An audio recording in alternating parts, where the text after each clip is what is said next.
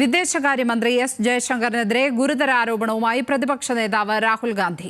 Operation സിന്ദൂറിന്റെ സൈനിക നടപടികൾ പാകിസ്ഥാനെ മുൻകൂട്ടി അറിയിച്ചെന്ന് എസ് ജയശങ്കർ പറയുന്ന വീഡിയോ പങ്കുവച്ചാണ് രാഹുൽ ആരോപണം ഉന്നയിച്ചത്. എന്നാൽ ഉള്ളടക്കം തെറ്റായി ഉദ്ധരിക്കപ്പെട്ടു എന്നും അത്തരത്തിലൊരു പ്രസ്താവന എസ് ജയശങ്കർ നടത്തിയിട്ടില്ല എന്നുമാണ് PIB ഫാക്ട് ചെക്ക് കണ്ടെത്തിയത്. അതേസമയം എസ് ജയശങ്കറിന്റെ പ്രതികരണം PTI അടക്കമുള്ള വാർത്താ ഏജൻസികൾ മെയ് 15 റെക്കോർഡ് ചെയ്തിരുന്നു. അത് അവരുടെ പോർട്ടലുകളിൽ ഇപ്പോഴും ലഭ്യവുമാണ്.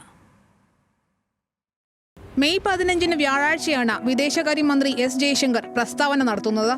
ഇത് PTI, ANI, ദൂരദർശൻ അടക്കമുള്ള വാർത്താ ഏജൻസികളും ചാനലുകളും റെക്കോർഡ് ചെയ്തിരുന്നു.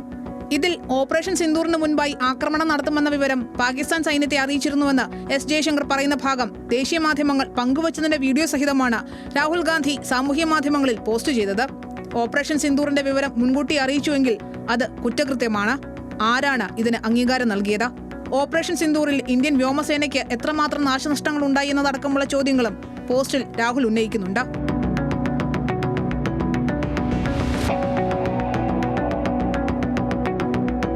രാഹുൽ ഗാന്ധി വീഡിയോ പങ്കുവയ്ക്കുന്നതിന് മണിക്കൂറുകൾക്ക് മുൻപ് വീഡിയോയിൽ പറയുന്ന തരത്തിൽ എസ് ജയശങ്കർ പ്രതികരിച്ചിട്ടില്ലെന്നും അദ്ദേഹത്തിന്റെ വാക്കുകൾ തെറ്റായി വ്യാഖ്യാനിച്ചെന്നും PIB ഫാക്ട് ചെക്ക് പോസ്റ്റ് ചെയ്തിരുന്നു.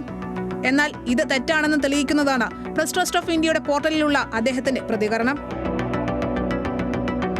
These pictures, I think, will tell you what a hit they took, and the same people who are not willing to stand down on 7th May were willing to talk and stand down on the 10th of May.